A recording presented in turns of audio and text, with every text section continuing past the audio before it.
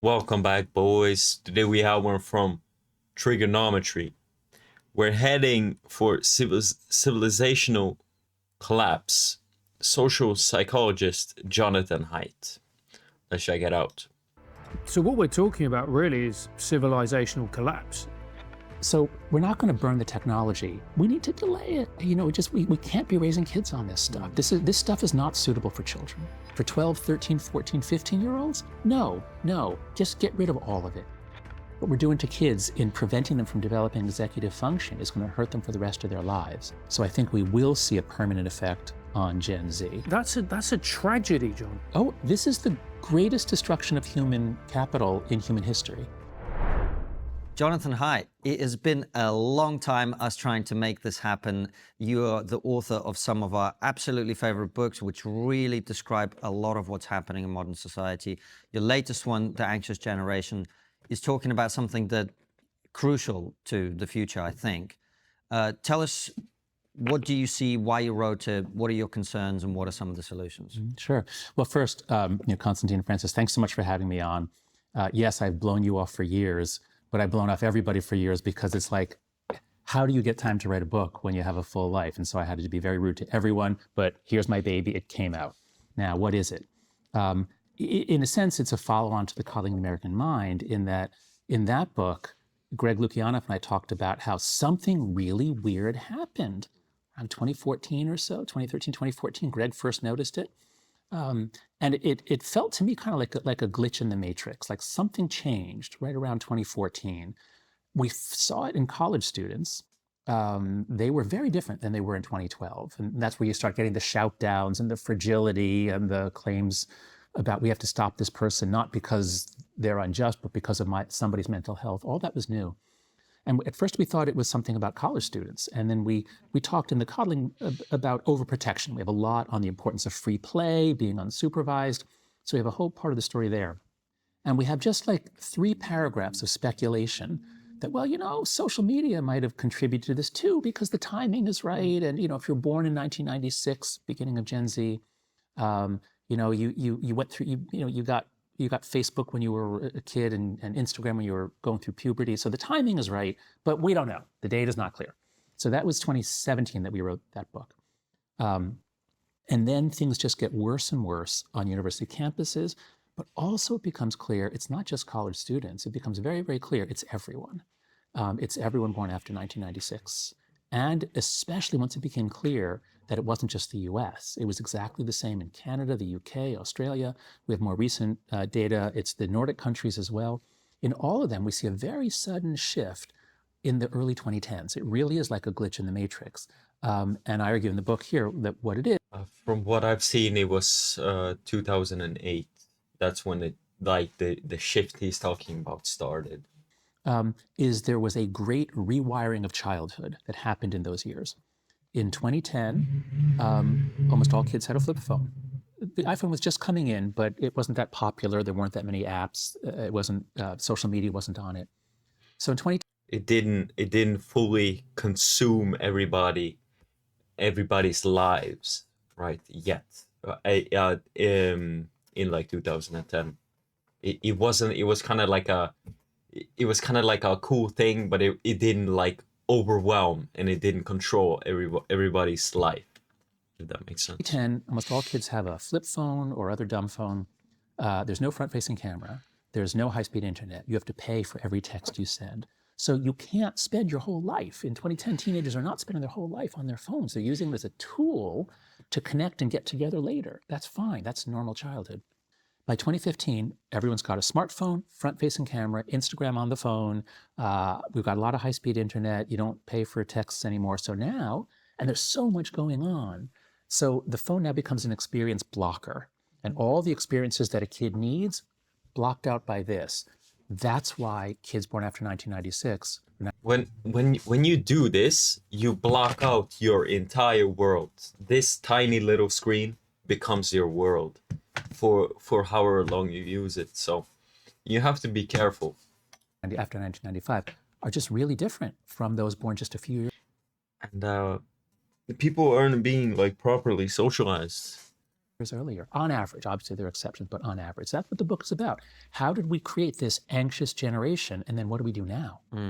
And I suppose the question is, given that all of this technology is here, we're not going to be able to Luddite our way out of it. We're not going to be able to smash them to pieces and whatever. So I guess it's a question of how do we manage this? How do we deal with the reality of modern technology, which, by the way, seems to me to be only going to accelerating from here. So I have a whole email inbox where I send, every day I get emails from somebody who has an app or a website or something that's going to address the problem. And I don't even read them anymore. I just send them to this inbox, and maybe someday someone will look at them. I've come to the opinion that there is no way to make the 9 or 10 hours a day that kids are spending on their phones, there is no way to make that nicer and safer.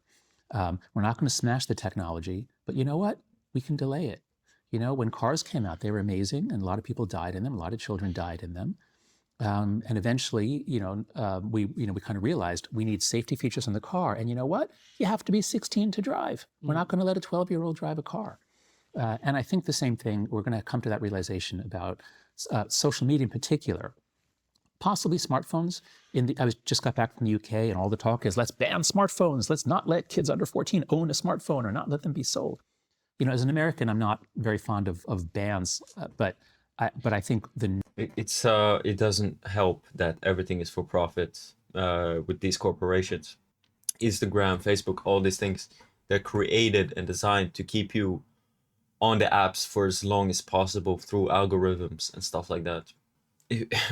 If we could change that, and of course make it so that if you are underage, you should not be allowed to be on these platforms unless it's like ultra regulated.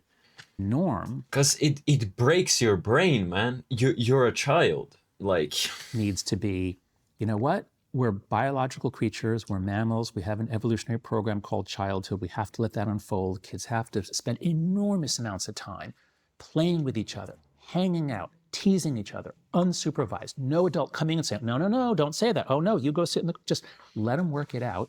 Obviously, there are cases of bullying, we have to attend to that, but other than those limited cases, let kids work it out. Let them get most of the way through puberty. This is a key idea in the book. I really came to see that puberty is this incredibly important period where the whole brain is rewiring from the child form to the adult form, and it happens in stages from back to front, more or less. The last part to rewire is the prefrontal cortex. And this is happening, around 13 to 16 in that period. And it continues on to 25. It's completely insane that when puberty starts, which is around 11 or 12 for girls and around 13 or 14 for boys, when puberty starts is basically when we give them a phone and say, how about no more real world experience? How about you spend 10 hours a day on this thing? And your brain isn't going to, neural rewiring is this incredibly complex dance. And just as if we gave our kids alcohol every hour, that would disrupt neural growth. Well, I would say giving them 4 hours a day of video games for the boys or 5 hours a day of video games for the girls, it's going to disrupt neural growth. And this is anecdotal, but I was a teacher for many years. And yeah, I had no clue about this, but I kind of did it to myself with like stopping video games. Because I stopped video games at like 14 or something, 15. Because for me, the video games became so garbage. Like I could see how garbage they became, and the movies as well. So I quit, but a lot of dudes continued, and yeah. Everyone's going to drink because it's now become a hack comment on this podcast from me. One of the things that I noticed, because I was a drama teacher, and a lot of drama teaching in the UK is you give children a set of stimulus, and then they create their own plays, improvised plays around a stimulus.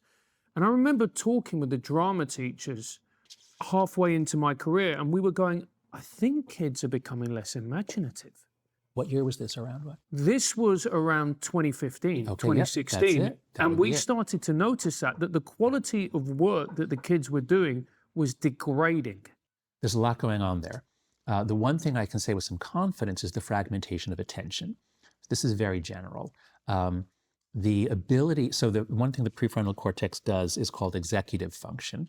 It's the ability to make a plan, say, like this morning, I said, okay, I would need to be here at 9:30, and I thought about the different methods, and I made a plan, and then I stuck to the plan because I have a normal prefrontal cortex. And if you disrupt that, if you're constantly, in the early teen years, if you're constantly being divided, you have all kinds of stuff coming in, that part doesn't develop as well. So this is one of the most common comments we hear about Gen Z, is that it's very difficult for them to stay on task. In fact, their brains have become accustomed to such a constant incoming stream of information that a lot of them have trouble watching a video because it's not enough stimulation. So they do this thing, there'll be, and people have sent me these things, there's like a video of me giving a talk, and underneath it is a video of a video game going on. Yep. They need two things at once. Where if they're at the computer, they need the phone as well. And so this is inhuman. This is what we're doing to kids in preventing them from developing executive function is going to hurt them for the rest of their lives. So that's a very general comment. Now, as for creativity, that's quite possible. I haven't studied that. I don't have like a specific mechanism. But in general, creativity requires you take in a lot of stuff and you put out stuff, and then you get criticism. So you've got to have this back and forth with the world to be creative. But now that kids are basically taking in 10, 50 times as much stuff as we did when we were young, the stuff is coming in, not a lot is coming out. And they're not doing a lot of writing. They're not writing books. They're not starting companies even. They're taking in so much stuff. So I'm guessing, I'm speculating, but that might be part of why you'd see a reduction in creative production. And what was interesting as well is that towards the end of my time in education, I noticed that there were far more arguments, there were far more fights between kids because their social skills had diminished. Yeah. So they couldn't find a way to negotiate conflict. And people were like, oh, it's because they're spoiled. And I was like, I don't think it is. I genuinely don't think they know how to communicate effectively. That's right. So what we need to develop one-on-one communication skills. And something I realized in writing the book, because I had to deal with this question of, well, aren't they playing online? Isn't that just as good? Aren't they socializing online? Like, what about a kid who's isolated? Here he has lots of friends. Isn't that just as good? And what I realized in writing the book is, no, actually there are 4 ways in which online interaction are not as good, or very different. So the first is that real life is embodied. And just what we're doing now, just like the rules of, like you guys are looking straight at me because I'm talking, but if I were to look straight at you while I was talking, that would be it's kind of weird because you don't do that. So you have to work out rules of eye contact. Mm-hmm. And we're all communicating with our heads. It's not just our mouths. It's like our head movements are a very important part. So anyway, there's all these nonverbal channels. Online, you get emojis and you get a lot of uncertainty. You say something, you don't know how it landed, and you're anxious until they respond. So, yeah, if you only interact online, you don't get like the nuances and the body language. And so it's embodied. Real life is synchronous. Right now we have instant, really rapid back and forth. And now on a Zoom call or in some video games, you have that. So some parts of the virtual world are synchronous, but most are not. It's text-based. I say something, you misinterpret it, and then you tell other people. We lose that connection. The third is that real life interactions are mostly one-to-one, or in this case, 1-to-2, 1 to a few. You hang out with a group of friends. But once it becomes like a group text, where a kid is posting and there's 80 kids, like the whole class is on this group text, it's not playful anymore. It's performative and it's anxiety provoking. Because you make one misstep and your reputation is trashed. So it's scary, it's anxiety provoking. And then the final one is that real life communities in general are durable, whereas online communities are evanescent. Maybe there's 500 people in a group, and most will be gone by tomorrow. Almost nobody's going to be there a year from now. Mm-hmm. So kids need to be rooted in permanent communities. This is part of the human developmental plan. And in the online world, they just dip their toe into hundreds of little things. This, I think, is one of the major reasons why the thing that happens right around 2012, it's not just anxiety shooting up, it's not just depression shooting up, it's the sense of meaninglessness. Mm-hmm. There's all these really sad questions on these surveys. Sometimes I feel like my life has no meaning. Sometimes I think I'm no good at all. There's these really sad questions. And until 2012, the rates of agreement among American high school kids were very, very low. And then all of a sudden, right around 2012, as they move their lives onto the girls' social media, the boys' more video games, as they move their lives into the virtual world, they're lonely and they have a sense of meaninglessness. They're not rooted in anything. So this is why I call it the great rewiring of childhood. And it's become something inhuman, and we have to roll it back. just to finish this train of thought and with my experiences, one thing, again, this is anecdotal, but still I think it's important. I've met women, I've met people, and I've met women that live their entire lives on social media. That's all they do. They don't have hobbies. They don't have dreams, visions, ambitions. They have none of that. So I was in high school. I qualified as a secondary school teacher in 2008.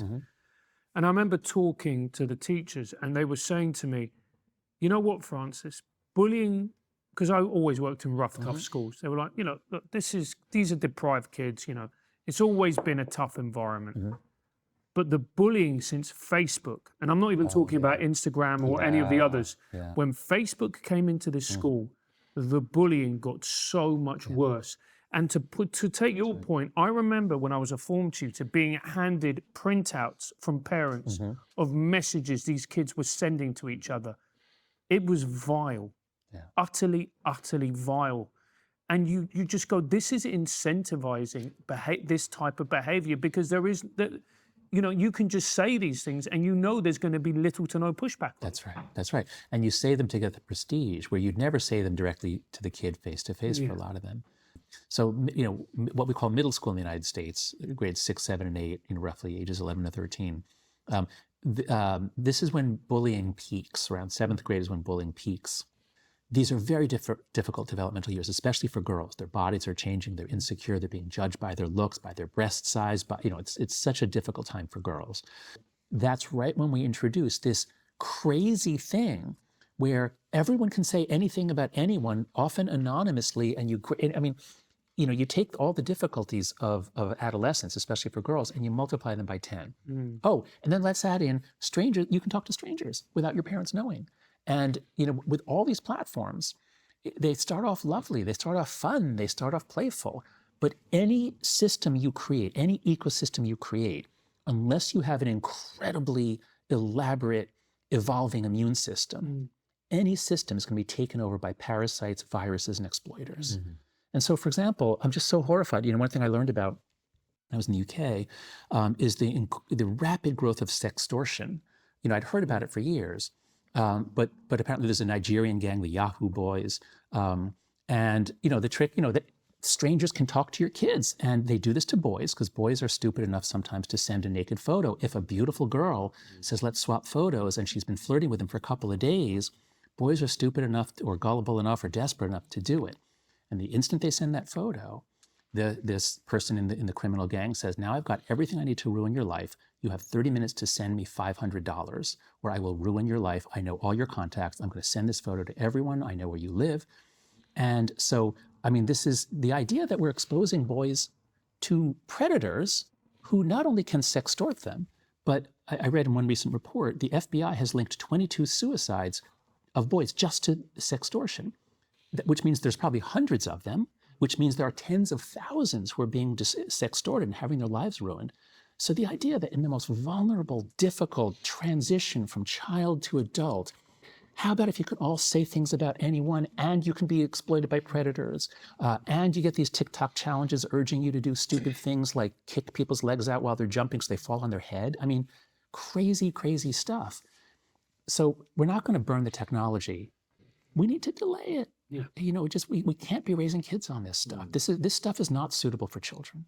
And John, one of the things that is the origin story of trigonometry is our concern about people being prevented from speaking their mind, restriction of speech, and also it's clear from the way that social media operates. I worry about AI as well, in the sense that AI is learning about human beings from social media effectively and from online communication, which we all know is not how people actually are, is how people actually communicate. And the reason is, one of the reasons is the word you used already, which is performative.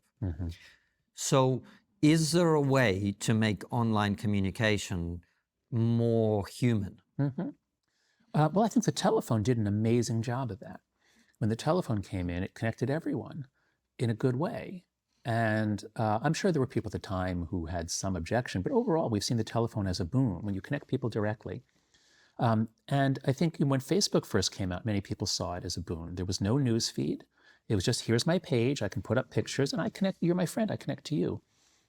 So in theory, social media could be beneficial, but they all, especially once Facebook developed the advertising-driven business model, where now it's not about not giving you a platform by which you can talk with your friends. It's now about how do I keep your eyes on the sites that I can sell more ads to my customers, who are the advertisers. The users are not the customers. So, I think, again, I get everyone has an idea for how to do a better online form of interaction, and I'm so sick of it. So I say, maybe for over 18s, yeah. For adults, let's have some better platforms drive out the bad platforms. But you know what? For 12, 13, 14, 15-year-olds, no, just get rid of all of it. Get rid of all of it. What we have to do is give kids back normal human childhood. So a very important point I'm trying to make to parents, everyone focuses on the phone stuff. You can't just take away the phones and the iPads and all the technology from your 6, 7, 8, 9, 10, 11, 12-year-olds. You have to give them back something else, which is play. I'm sure okay, fond memories, go back to when you were 8, 9, 10. Mm-hmm. Think of a fond memory, say it. What do you see yourself doing? Granddad's farm, playing, swimming in the river. Being with Granddad? Who are you with? No, with cousins. Right, other kids, yeah. That's right. Yeah. And this is exciting, it's thrilling. You take risks, you figure out how to swing, you throw a vine or a rope and you swing and you take risks and you might get hurt. That turns out to be really important. It's very important that kids need to sort of size up the risk, and each one has to adjust it to the level that he needs that day. And if you let kids do that, they will occasionally get hurt.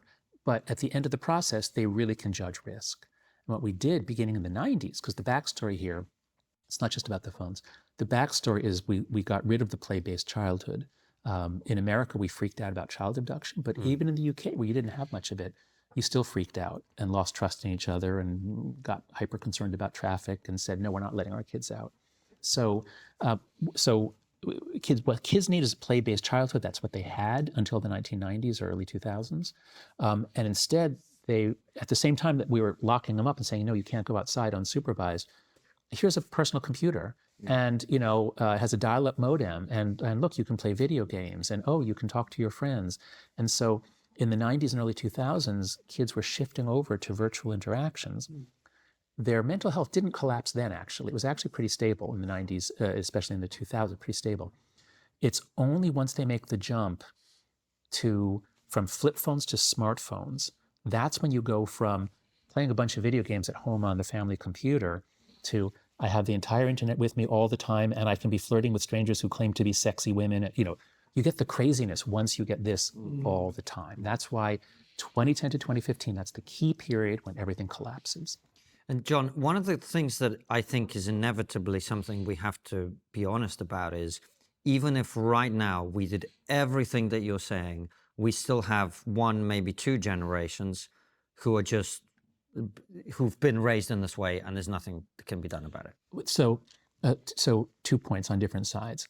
One, I do suspect, because puberty is such a crucial period of brain rewiring, I do expect that Gen Z will be less than it could be permanently. I think that Gen Z is not, even if we look at them in 30 or 40 years, my prediction is they'll be less successful than they would have been if they'd had normal human childhoods. So I think we will see a permanent effect on Gen Z. But that's a tragedy, John. Oh, this is the greatest destruction of human capital in human history. We've taken an entire generation globally. Certainly, I don't have any data from the developing world, but in the developed countries, we've taken an entire generation. We've taken away what they need biologically to develop, risk exposure, hanging out time. We've taken all that away and given them something unnatural. So yes, this is, I believe, the greatest destruction of human capital in human history. I could be wrong. I'm making an argument that this is what has happened. But now on the positive side, even though there'll be a difference, I'm a social scientist, so if there's going to be an average difference, I'm going to talk about and say this is incredibly important. But it doesn't mean that each kid in Gen Z is condemned to a life of anxiety, because the human brain is quite malleable up through 25, and even after that, we can all learn new thinking patterns and new behavior patterns. And so what's most exciting to me is the results I'm getting in my class at NYU. I teach a course called Flourishing. It began as a course just for MBA students in 2014, like teaching them how to have a more flourishing career. Once it became clear in 2019, just before COVID, that our undergrads are really depressed, just like undergrads everywhere. And so I volunteered to convert the course over to a longer, deeper course for undergraduate students. And so I limit it to sophomores. I want to get them pretty early in their time at Stern, at NYU Stern. And so they're all about 19 years old. The point of the course is to make them smarter, stronger, and more sociable. And smarter, I show them that, you know what, since 2015, young people have had essentially zero attention. You don't have any attention to do anything. It's all sucked up by your devices. So if you have no attention, you really can't accomplish anything in life. Now, do you want that? Okay, none of you want it. They're business students. They want to be successful. Say, okay, you know, you have $100 of attention every day, and you've given all of it away, so you have none to spend. Okay, now, let's change that. Look at your notifications. Look at how much time you spend on YouTube, on TikTok. One of my students was spending 6 hours a day just watching TikTok, just TikTok. And then with all the other stuff, we're up to 10, 12, 14 hours a day. But they get amazing results when they shut off almost all notifications. I show them just shut off, you know, leave on Uber and a few others where, you know, yes, I give Uber permission to interrupt my attention, to tell me your car will be here in 3 minutes. Like, yes, that's worth doing. But, you know, do I give some newspaper permission to interrupt me to say, you know, Prince Harry says this, or, you know, major weather pattern in Brazil? Like, no, you know.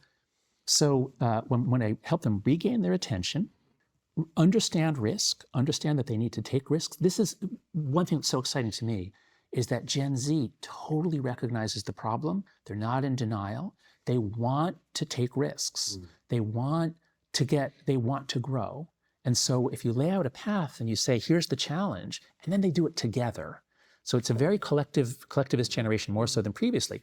But if a class of kids, or if a group of friends, or if a school, if they do it together, they make amazing progress. Well, this is where I was going with it, and you were excited by the idea of this being a more collectivist generation. I have some questions about that. Yes, but there's a dark side. Well, quite, and more broadly, I guess where I was going is, even though I think what you were doing clearly is magnificent and helping them, and I think with younger kids there are conscious parents who are trying to, you know, mitigate some of the consequence of this. I was sitting in a bar in Florida the other day talking to some guys next to me, and they were saying, oh, you've got a 2-year-old, what are you doing? And I was sort of, well, he's not getting any screens because my wife is a screen Nazi and I fully support her, you know. And this guy was saying, oh, really? That's it. He seemed shocked. And he was like, oh, my 12-year-old's been banned from TikTok for posting videos of him fighting with other kids.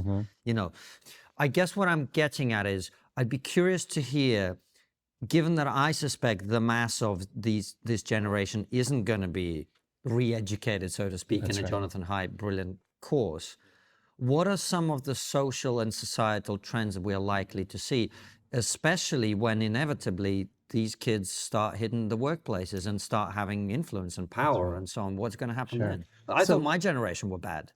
Millennials? Millennials, yeah.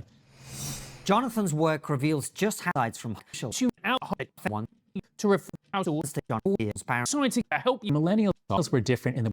And critically engaged with the news.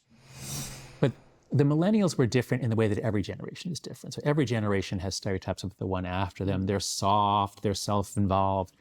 That's been true for since about the 16th century. Once you get modernity, you get rapid change. Each generation thinks the one behind it is defective. But that's always been the case. What we have here is something very new. Gen Z is not just that they're different, it's that they're really anxious, fragile, they have no attention to focus on things, and they're just not very effective. And so I teach in a business school, I speak to a lot of people in business, and I always ask them, how are things going with your Gen Z employees? I've only once heard a good thing. It's almost always like, oh my God, I mean, they're so anxious, and they're always taking days off, and they don't take initiative on things, and they expect others to come and fix things. I mean, Gen Z is not integrated into the workforce well. None of this is their fault. This poor generation, they were the first that were completely deprived of play, and then they were the first to go through puberty on smartphones. And then, just as they're coming out of high school or college, just as they're going into the workforce, COVID hits. So this is a generation that they were just blocked and blocked and blocked from developing skills that will make you effective in business or in life. So there's no criticism of them here. There's sympathy. But it's not going well integrating into the workplace. And let's see, wait, what was the other part of your question? Well, I guess what I'm asking is, what is going to be their impact on culture, Oh, yes. politics, and everything else? Because Yeah. people who are I meet so many, like, of course they're a little bit younger than me, but you know, I am Gen Z, but I meet a lot of other Gen Z and they just cannot work together. They either are too prideful, like you can't teach them anything. They think they know it all. I used to think like that too, but I was, I don't want to speak ill on myself, but I have to be real. I was a dumbass. I thought I knew everything. Turns out I knew nothing, completely nothing. And there is like an aspect of like socialization. I hear what they're saying. They're trash at communicating, and they just I don't know. They just don't take shit seriously. They just don't care. They don't. They think that no, their actions have no consequences. That you can do a bad job and you'll still get the results that you want. It doesn't work like that. I put in effort to better myself, and of course I finished my education, and yeah. highly anxious and all of the other things you live. I've met so many like anxious dudes that are afraid to just exist, to live. I imagine the laws that they might want to pass are going to be Yeah, different that's to right. people who are resilient. I imagine That's right. the way that they interpret existing laws is going to be different. I imagine, you know, you mentioned being a collective generation. Like, what are they going to want? Yeah, if they become more like turtles, hiding away from reality and society and just the world, of course they're gonna start making turtle rules, like weak rules. They're gonna start living more and more like a weak person. I didn't want that. I want strength. I want a woman. I want children. I know what I want. And a lot of them are like nihilistic. They just don't see the beauty of this world, of art, of nature. Somewhere like their like soul has been damaged a little bit. They've been stumped a little bit. They've tripped and fallen over a rock. What? That's right. You know. No, that's right. So one of the things I'm very concerned about, I'm very concerned, I think you guys have talked about this too, is the difficulty of having a large, diverse, secular society. Human groups, we evolved in fission fusion communities. We're very good at coming together to fight another group, but once we reach a certain size, we tend to split. Civilization is a way of having much, much larger groups, traditionally united by shared gods, shared blood, and shared enemies. That's the human way. That's been true for 5,000 years. So you can have civilizations based on shared gods, shared blood, shared enemies. Yes, before we had many like shared things. Like we would watch the same television, we would read the same newspaper, we would go to the same church, we would have the same experiences that binded us together. But now, because of social media and other factors, we are so split apart. It's like your algorithm and my algorithm are completely different, and we don't experience reality in the same way, or together, that is. And it just continues to get worse, and we don't we don't go to church.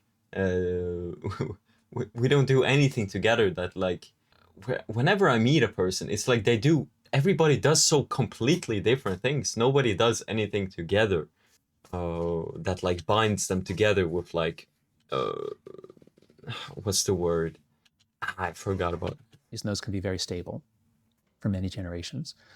In the West, we developed these liberal democracies. And as an American, I'd like to take credit. I mean, there are earlier democracies, but I'll take credit for, our founding fathers were incredibly wise political philosophers. They read history. They were amazing social psychologists.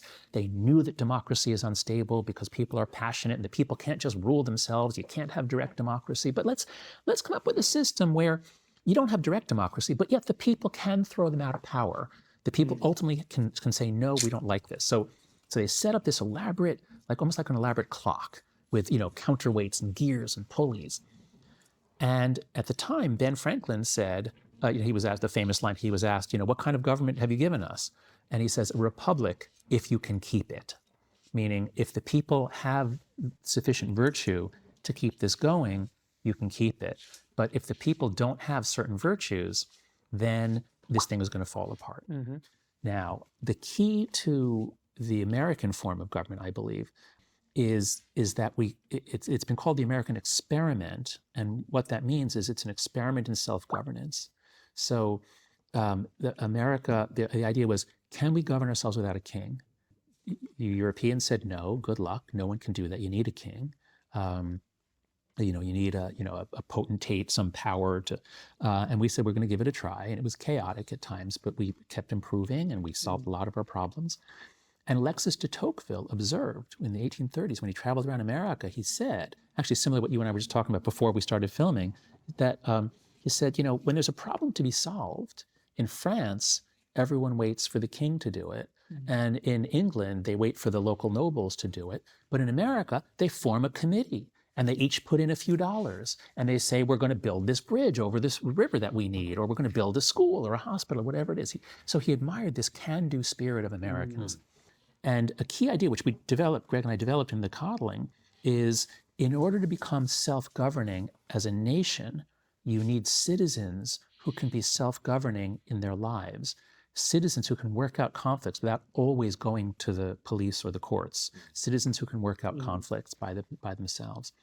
All of us had childhoods where we were forced to become self-governing because there were no adult, in the afternoon or on weekends, you're out playing. So it's those conflicts on the playground. You have a game and you say, well, here's the boundary. And someone says, oh, that was out of bounds. And you have to adjudicate, like, no, it wasn't. And how are we want to keep the game going, so we've got to work it out. All that is essential stuff in childhood to create self-governing individuals, which can allow you to have a self-governing republic. What happens? Yeah, like for me, like during childhood, if somebody like wronged me, I would beat them up, and then they would learn to not wrong others or me. So it's like, but if too much gets in the way, it's like people start acting crazy. They start saying things and doing things that are so wrong against others because they were never ever checked for their behavior.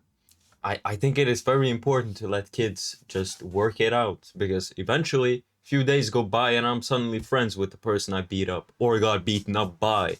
I didn't always win and I didn't always lose. Happens now. The kids are almost always supervised, so they don't get a chance to become self-governing. Some people say, oh, well, that's why video games are so important. It's the one place where the kids aren't being supervised. Well, guess what? There are no conflicts on a video game.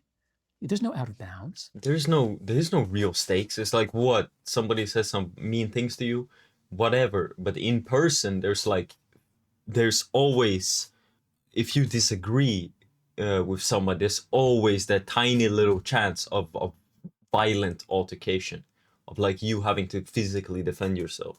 And that's when people start to become a little bit more like careful about what they say and how they behave. On the internet, they're stupid because they can get away with it. They have their anonymous accounts and all that. They can act like trolls, but in person, they shut the hell up. Like, it's just how it works. There's no adjudication.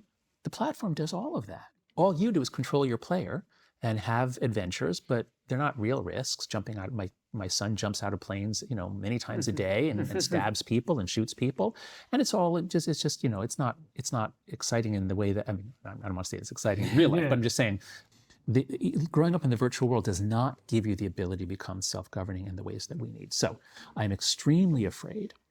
That's a long-winded way of getting back to your question.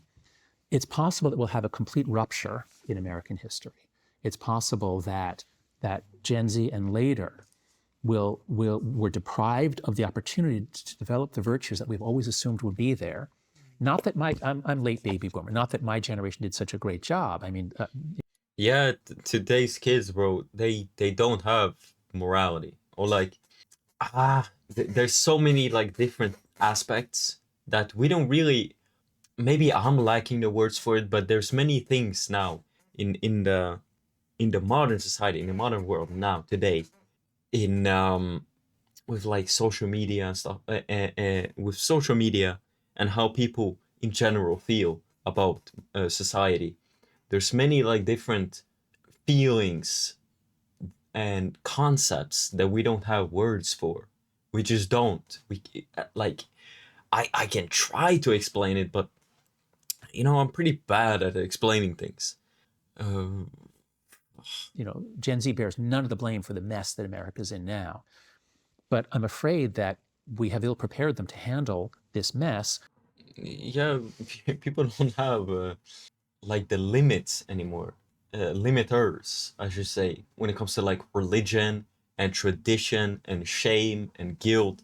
It's like everything has been thrown out the window, and now they're allowed to do whatever the fuck they want. And if anything comes in a way and says you can't do that, it's wrong for you and others, they see you as an enemy, right? We're going to have a lot more. We've already seen it. They've been raised with these ideas of microaggressions and trigger warnings, so they think that many of them think that speech is violence. Oh man, I've heard this before. Somebody else said it before. I can't remember who. If it was Andrew Tate or something, but he said something smart. I don't know if it was him. Too many people have not been hit in the face. Like, too many people haven't been hit by a brick, which is reality. Greg Lukianoff and FIRE have been charting this out. And I was doing also with Heterodox Academy, we charted out a lot of this. Attitudes towards free speech are really changing rapidly in Gen Z. Because if, we were raised with sticks and stones will break my bones, but names will never harm me. Of course, names do hurt, but this was a way of saying, you know what, I'm not going to let, go ahead, insult me. I'm not going to react. But the new thing is, if you say anything that I can in any way interpret as a criticism of me or my group, you've committed an aggression, someone has to punish you because you're hurting me. And this means we are stuck in It's like through rules and regulations and bureaucracy. It's like, we watched a video on this. If I remember correctly, it was about Karens. And it's like why Karens always go for the manager. They want to use whatever. The reason why they get angry at, like, I don't know, the size of the straw is not correct in their latte or whatever the fuck. It's like these people lack any kind of real problems or adversity. Their lives are so mundane and boring and lifeless that they create struggle and problems out of nothing because they have no fun in life. They just want to ruin everything around them because that's something to do, right? Oh, man. endless conflicts over somebody said something. This is something I hear from business people too. It's like if you truly had real struggles, if you were fucking starving and you needed food, or you needed money for something, some kind of surgery, your leg was dying, you needed surgery, like some kind of real problem. So, do you really think you would give a fuck about what somebody says? Or like criticism and all that? It's like the mediocre will always criticize. They'll always watch. They'll never create. They'll never build something beautiful. They'll always just criticize the greats, and whoever wants to stand up and be something more, they'll always try to crush them. But the thing is, these people are they're fake. They're fugazi. You can just push them away. There is no resistance. You see it especially in progressive organizations. There have been a few articles written about the chaos within politically progressive nonprofits because it's just constant conflict over someone said something. Like, can't we do our work? The older people say, like, no, because somebody said something. So yes, I think we're going to see a change in values and social abilities that may be incompatible with the American form of democracy. Well, very much on that point, there was another thing you mentioned, and this is something that I've been thinking about a lot. You said people can unite into civilization that's bigger than, the Dunbar number of 250 people or whatever, or 100, whatever. 150. If they've got shared blood, shared gods, shared enemies. Mm-hmm. I would argue we've got at best one of them and the worst one, which is we might be able to say we have a shared enemy. Even that, I think, is in dispute at this point. That's right. Like, how the hell do we keep this thing together? Yeah. So here's where there's a really wonderful Arabic word called asabiya, which I take from the 14th century Muslim scholar Ibn Khaldun. Ibn Khaldun was one of the theorists of cyclical history. You get these theories in ancient Greece, you get them in Islam, you get them today. the observation, he observed that a tribe would come out of the desert, knock over the soft, rich people in the city, take over, enjoy their riches, but their grandchildren are now pretty soft, and the same thing happens again. So there's an internet meme. Hard times create strong men create good times create weak men create hard times. So I think that is happening. Now, how do you keep, and those were tribal societies. These were still based on lineage, those societies that he was writing about. In a secular liberal democracy like the United States, we have to, and asabiya is the word for like cohesion, trust, the ability of a group to act. And nothing creates asabiya like a foreign attack. So World War II and especially Pearl Harbor created America. I mean, that's responsible for so much of America's greatness in the late 20th century, because my parents' generation, everybody who remembers that attack, they all came together. For 5 years, everything was for the war effort. They were united. And then when they went on to go into politics, they could work together. We call them the greatest generation. So having if you keep your eye on asabiya. Yeah, from what I hear, the greatest generation, I mean, they are those before boomers. They were like next level. Like, I wish I could like... You could, or cohesion. You can address this question of what kind of large... They were like very like real people. Like none of this bullshit today. Liberal democracy, a secular one like the UK or the US. What can you do? In the US, we've long had what was called the American civil religion, or civic religion, from Robert Bellah, sociologist. And when I was growing up, there was a real reverence for the founding fathers, the flag, the Declaration of Independence, our founding documents. It really is religious. It's like, and the way they're presented in the archives, with like soft light, and it really is a religious thing that we had in America, the Constitution and the Declaration. Those were our sacred documents. So things like that can create asabiya, and especially in a diverse country like the United States. Of course, World War II did that. The Cold War did it. The Cold War is over. So we don't have the common enemy. In America, we never had shared blood. That's one of our great a risk point, but it became our great strength. And we found out, how do you stitch people together without the common blood? And so I think that's why we were such an example to the world of a liberal democracy. And shared gods. To a large extent, we did used to have shared gods. It was all Protestants at first, with some Catholics, and then sort of, the Catholic Protestant thing goes into a little bit of Jews, but Judeo-Christian. So, we did have a sort of a shared Western Christian, Judeo-Christian heritage. So diversity brings a number of benefits, but it also tends to reduce asabiya. So, I wish, and this is one of my points with Heterodox Academy, we really, really need good social science more than ever before. Maybe the 1930s, we needed it just as much, but we really need good social science. And the social sciences are getting so ideological, they're not capable of doing full, honest exploration of any issue on which, someone will say that's not politically correct, or that's, you're not allowed to say that. So yeah, I'm very alarmed about the future of liberal democracies based on the older model.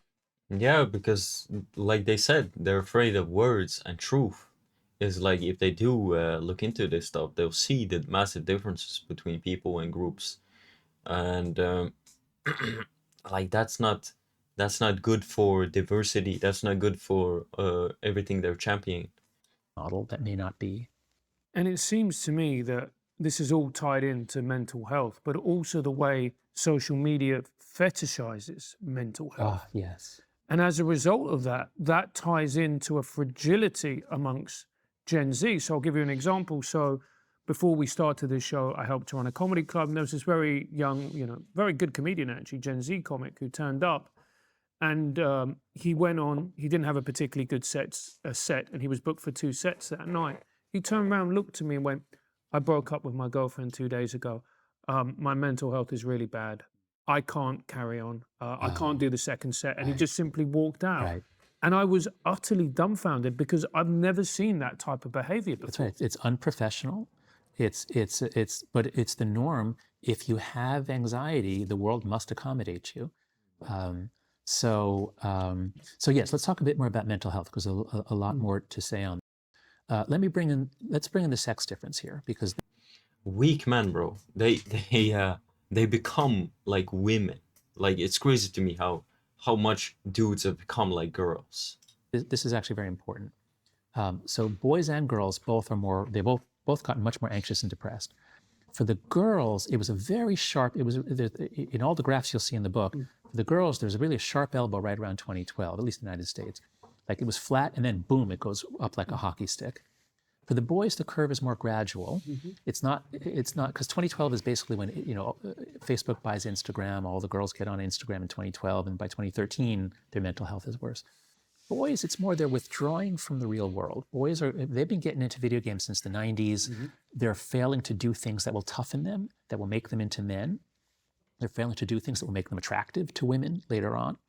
So boys are kind of, they're kind of wimping out. They're not up to the task of a challenge like that. And they're all marinating in this idea about mental health. One counter argument I've gotten is, it's not a real increase in anxiety, depression. It's just that Gen Z is so comfortable talking about it. That's a good thing. Like, they should be talking about it. We don't want stigma. Yeah, that's right. We don't want stigma. And my entire career as a psychologist, we've been reducing stigma.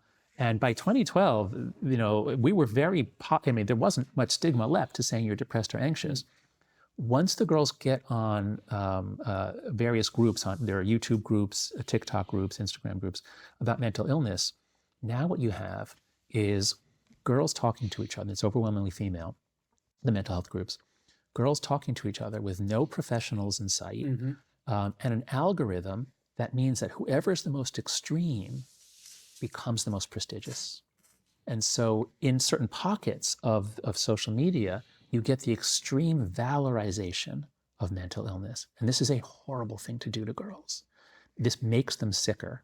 So this idea that, social media is great, they find us. There is a thing with social media. If you start out social media and if you make only content about like if you have a problem, like a mental illness, like you're depressed, if you're depressed and you become popular because of that, because you help people, because you are depressed and you help other people that are depressed, you're stuck in that bubble because you became popular doing that. And a lot of people, they don't get better. They kind of dive deeper into it to get more likes and more attention. It's a very like sick cycle. Support community are like, no, stop it. And here, I think Abigail Schreier has been great. I haven't read her book yet. I've been so busy with this, but I've heard her on podcasts, just immersing kids in these ideas about illness as opposed to giving them opportunities to grow. It's a pretty good way to make them ill. And also as well, there's also always been a social contagion element when it comes to mental illness with teenage girls. And you see that anorexia. Exactly. I remember I read or looked at something that was like girls would look at a woman like stuttering or like have like they would stutter. They would have like some kind of illness with like stuttering or something similar.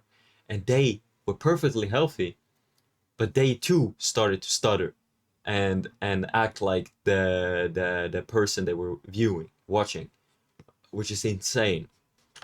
And actually, and I remember in one school that I didn't work in but was near to me, one girl tried to commit suicide, and about, I think, 4 or 5 of her friends then proceeded to do the same as well. That's right. And these girls were left with life-changing injuries as a result. That's right.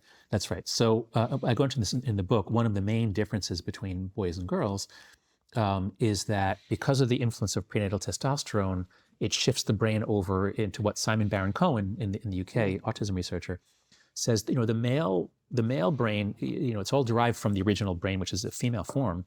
The male brain is shifted over to be a little higher on systemizing, a little lower on empathizing. And so boys are a little more socially clueless, more interested in things and machines, more drawn to computers and video games, but less open to each other's emotions. They just don't notice necessarily. Whereas girls are more socially perceptive, more socially concerned. They have a much more elaborate mental map. They want to know who's fighting with whom, who's dating whom. They're more socially concerned. And so that can be a great strength, but it also became a huge vulnerability when social media companies developed this advertising-driven model where now you got to get attention. You have to, play on their insecurities. You ping them.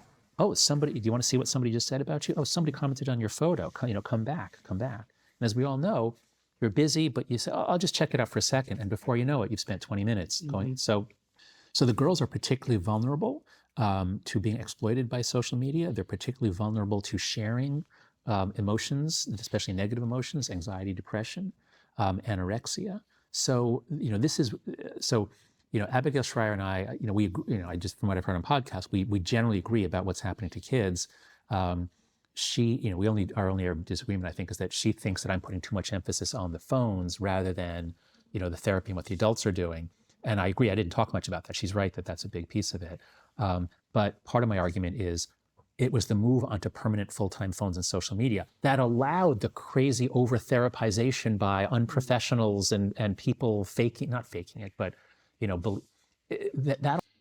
Yeah, I mean, the reason you have to blame the parents. They're they're responsible for the kid.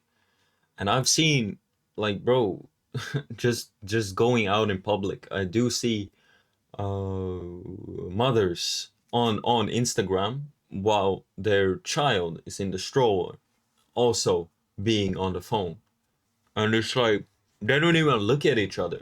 It's like the mother is on the phone and the kid is, I don't know, watching some kind of brain rot TikTok or shorts or playing some trash video game. That all floods in around 2012 because that's when we have by unprofessionals and people not faking it, but that all floods in around 2012 because that's when we have the great rewiring.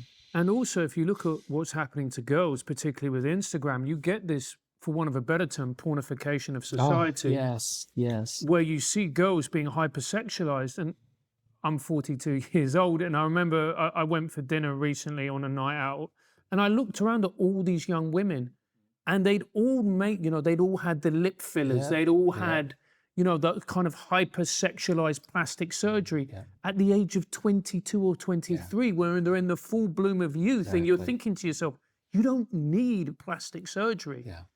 And you wonder what that's doing to women's mental health and self-perception when they get, when you see photos of people who don't look like they do in real life, but on Instagram they look a certain way, and also pornography as well on top of that. That's right. There's so much to say about that. Just this morning, I sometimes read Stoic writings in the morning, and just this morning I was reading Epictetus, and he has a line about how girls at the age of 14, we call them ladies, and we evaluate them on their beauty, and this makes them very focused on their looks, their beauty. He's sort of commenting on what a waste, how sad it is that girls suddenly are just appreciated as physical, and he says as sexual partners. So this is always a risk in society, that as girls are entering puberty, suddenly men are more interested in them. And, me growing up in the 70s and 80s, it was kind of like, my recollection was, it was a constant struggle to tell girls, you don't have to wear makeup. You don't have to look pretty. You should have a career. You should become an independent person. And boy, did we make progress in the 70s, 80s, 90s. And so to see now, middle school girls, they're spending a lot of time in Sephora. They're going to Sephora to buy expensive face creams and skin treatments. They're 11 and 12 years old. They have perfect skin. They shouldn't be thinking. I've seen this too. I go to the mall and I see small little kids. They have so much makeup on, and I'm like, what? You're a kid.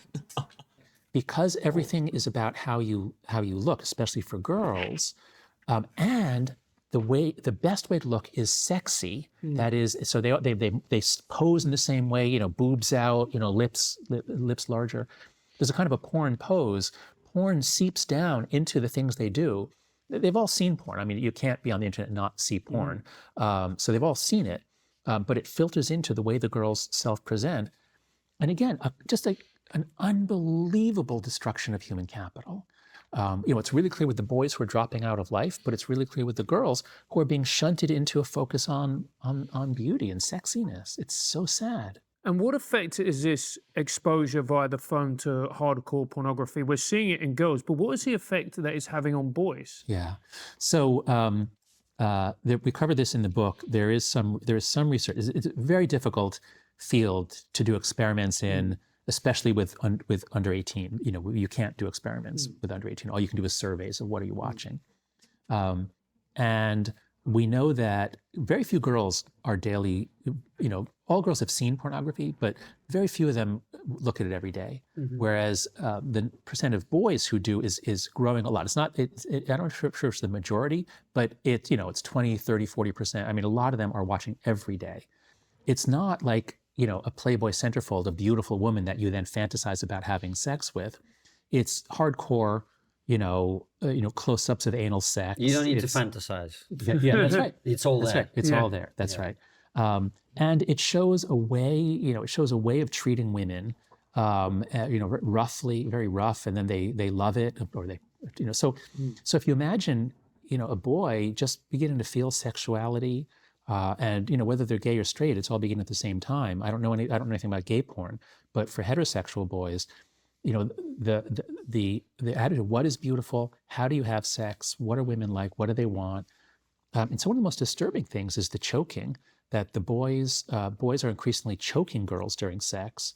And some of them say, well, the girls ask for it. And I don't know, maybe some of them do, but I'm sure many of them don't. The point is, it's hard enough for boys and girls to understand each other. It's hard enough to learn to flirt, to be effective at it, to the point where you can then have a boyfriend and girlfriend, to the point where you might, go steady, to the point where you might fall in love, the point where you might eventually get married.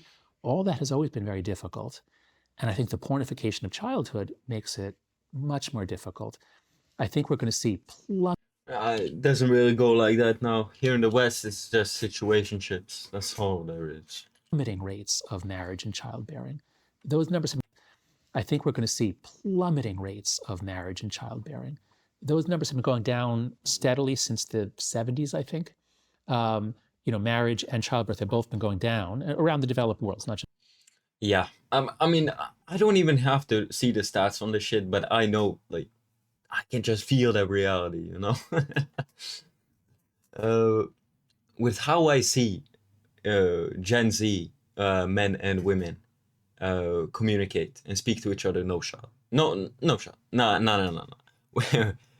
Yes, there's gonna be a plummeting rate, because I don't know how it was for millennials or Gen X, but with Gen Z, you're done. Like, you see it in the political chasm shift growing, and there won't be children. Just the U.S. down steadily. But my prediction is when we get to Gen Z is now 28, the oldest. So I think we're going to see a real steepening, a drop in birth rates to be more like Korea, where it's, I think, less than one child per woman. So what we're talking about really is civilizational collapse. If things keep going the way they're going, then yes, the trends are so bad that if we don't do something about it, then yes, we will have an We have looked into this multiple times, and if you've been watching the channel, you already know the problems. Shrinking population of ever more anxious people. That's the way we're headed. I think we're going to do something about it. And what I'm so excited about with this book is, I'm used to being Cassandra and prophesying doom and gloom in our universities and our democracy and all these problems, and now AI. I have a lot of writing that's doom and gloom. But this one is the most optimistic thing I've ever done, because once you understand how we got into this, once you understand that it's a collective action problem, that the reason why now in the UK, I was just in Britain, 24% of your 5 to 7-year-olds have their own smartphone. Their own smartphone, 5 to 7. That's insane. Because it's just it keeps them quiet, gets a babysitter. Life is easier for us if our 5-year-old has his own phone. But we got into that for a lot of reasons. But one of the main ones is because if you don't give, as you're going to find, if you don't give your kid screens and everyone else has them, your kid is going to feel left out. If he's the only one. Right. So the trick is, how do you make it that nobody's the only one? Right. We don't have to get 100%, but if we can get even 20 or 30%, suddenly, it's easy. There's a community there for you to be part of. Exactly. Yeah, the non-phone community. Yeah. Yeah, for me, I grew up in like systems, so I didn't live with my family, right? And I wasn't allowed to have a smartphone actually when I was growing up, and everybody else had one, right? So I at the time I was a little left out, you know. People were scheduling things, meets, groups, they were going places, and I had no idea because I didn't have a phone. And I wasn't allowed much on the computer, like playing video games and stuff. All I did really was to watch television for like many, many hours, and I tried to go out and play, but nobody was out playing. Yeah, but in as a whole, when I was experiencing it, it wasn't that fun. It really wasn't. It kind of sucked. But now that I'm older, I'm like incredibly grateful with the childhood and the experience I did have, which weren't uh, really any fun at the time. I am extremely grateful for now that I became the person I am now. That's right. So what I propose in the book is, there's a lot of specific suggestions for parents, for teachers, but the four norms. If we understand it's a collective action problem, then with four norms we can break the collective action problem. We can escape collectively. They're so simple, and we can do them all. I'll just list them. No smartphone before 14. I'm sorry. No smartphone before high school. In the United States, we have this nice clean break between 8th and 9th grade. So just keep them out of middle school and below. Let kids have a flip phone or a phone watch, but no smartphones. No social media until 16. This stuff is not appropriate for minors, but I think 16 is a reasonable sort of minimum age at which we would allow kids on. Phone-free schools, and this is a no-brainer, and this is really happening. The phones are such gigantic distraction devices. Test scores around the world have literally been going up for decades and decades and decades until 2012, and now they're going down and down and down. Not just from COVID, it started in 2012. So phone-free schools from beginning to end of the Yeah, in school I remember we had like this like phone like what did we call them? It was like phone hotel or something. Like you had to give your phone and you got it back. I can't remember if we got them back in breaks or if it was after school. I can't quite remember, but it was pretty effective. And then the fourth is far more independence, free play, and responsibility in the real world. So if Constantine, you told me you and your wife are raising your kid without screen. Yeah, like these helicopter parents are raising vegetables. Like that's what they become if you are too uh, protective or like you control your child, which is supposed to gain agency and autonomy and self-awareness. Like you can't make a real person if you control every action of them. That's going to be a very lonely life unless you have a few other families. If soon your son will have friends, just be in touch with the friends' parents. They probably share your concerns. And if you all agree, we're not giving screens, but you know what we're going to give? Every week they're going to have a sleepover, these four boys. Every week they're going to have a sleep. It's going to go 2 days long. They can go down to the store and buy candy for all we care. Just let them have fun together. Now it's thrilling. Now it's not deprivation. It's fun. And that's what we have to give them back. So if we do those four things, we can actually fix this problem in the next year or two. Well, we're British, so your unbridled optimism is offensive to us. But John, I want to talk about, I think none of the three of us are actually that keen to get involved in political conversations. And what I'm about to ask you isn't coming from that place. Okay. But we were talking before we started about where we see ourselves politically. And you talked about being in the center and attempting to see things rationally without too much passion. And I think one of the other reasons Francis and I had this felt sense about starting trigonometry and the things that we were concerned about is the sense that, Jordan Peterson talks about this, order and chaos.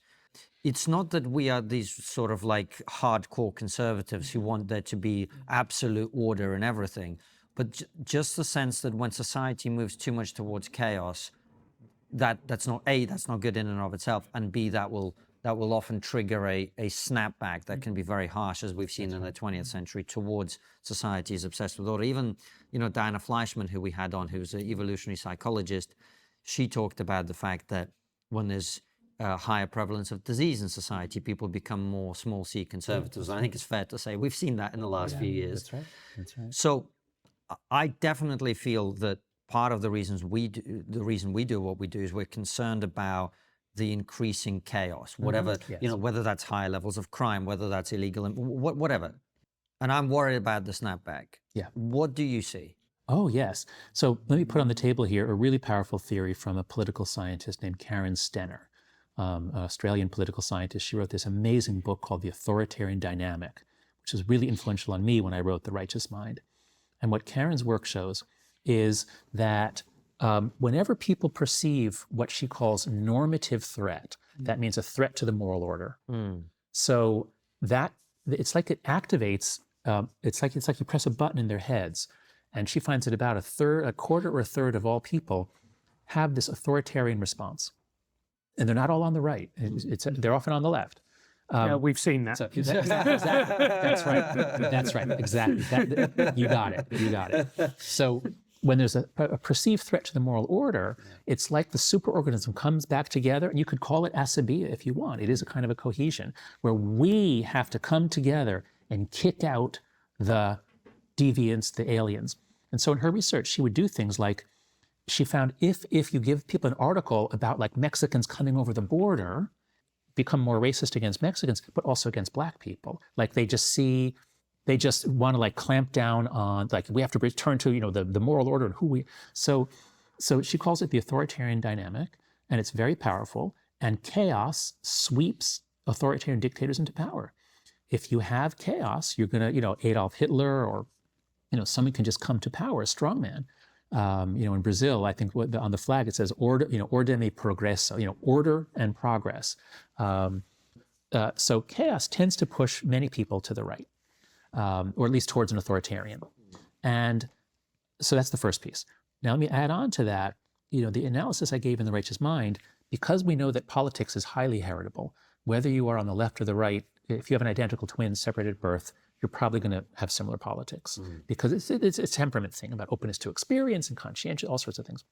If you have a society in which some people, they just really want to change, they question everything, why do we do it this way, why don't we do it differently? Well, it's good to have some people who do that. But then you also have some people who say, no, the old ways are tried and true, let's not go changing them until we, unless we really need to. And so this is Edmund Burke, this is the conservative impulse. So when I started The Righteous Mind, I was a progressive. I wanted to help the Democrats stop losing, to George W. Bush, and I was very much on the left. But by the time I finished the book, I realized, wow, to have a good society is so difficult, and you got to get the settings just right. And if you have some people pushing for change and some people resisting, you get this dynamic that can be incredibly productive. That's when I really became a centrist. As a social scientist, I was increasingly bothered that most social scientists are almost all are on the left, other than some economists. They're almost all on the left, but many of them act as though they are the support team for the Democratic Party. And I used to be like that too. And I think that is unprofessional. We've got to stop. So I became a principled centrist. By principled, what I mean is, it's not like I'm a centrist on every issue because the answer is in the middle. No, I'm a centrist because of human imperfections, because of confirmation bias, we need people to disconfirm. We need to interact with people to disconfirm our bias. In fact, can I bring on the John Stuart Mill book? Where is that? Of course you can. Let's see. Yeah, let's bring it on. So John Stuart Mill's On Liberty is one of the greatest works of Western philosophy, the greatest thing ever written about the importance of free speech, and in particular, what Mill does is he points out that when we shut people down, we don't just hurt them, we hurt ourselves. We make us all stupider. The most famous line in here, I know it by heart. He who knows only his own side of the case knows little of that. And it just, so I took, at Heterodox Academy, we took. This is like common sense. Like straight up, we need to teach people more common sense. If you shut down somebody that is like, instead of asking questions like why do they disagree and why do they have the views they have, is like, oh, you're just stupid. You just don't understand. You're not as smart as me. Yeah, okay, bro. Chapter 2 of of On Liberty, it's 15,000 words with a lot of obscure historical examples, and with Richard Reeves, this great British intellectual policy person, now American, we've got him. But so he and I condensed it down to half that, to 7,000 words. And this amazing artist, Dave Cicerelli, came to me and said, "Can I help you? I love what you're doing with Heterodox Academy." And I said, "Yeah, read this chapter and then illustrate the metaphor." So you get these amazing, illustrations of people locked, people locked into their head, prison of thought. And what John's saying, Gen Z, is they've even put in pictures for you. Yes. Go read it. Yes, There's a coloring in bit as well. beautiful illustrations. So I'm an intuitionist. That is, I believe that we need to feel something and then also get the reasons, and then we know it. Yeah. So that was our idea with this book. And Dave is so brilliant that then he checked in with me again last year and said, "Hey, John, how you doing?" I said, "The publisher's come up with a terrible cover for my book. I don't like it. Can you do better?" And he did this. Wow. It's a girl kind of drowning in a ball pit of emojis and smiles. And he and I did this guerrilla art campaign. Dave created these 12-foot tall milk cartons that say on them, "Missing childhood." Wow. So anyway, there you go. Yeah. So here, work by Dave Cicerelli. Awesome. We've actually done our hour, and I want to spend another 40 minutes or so on locals, talking about some more controversial stuff, more difficult stuff, etc. So we're going to go and do that in a second. We're going to ask you some questions our supporters have submitted.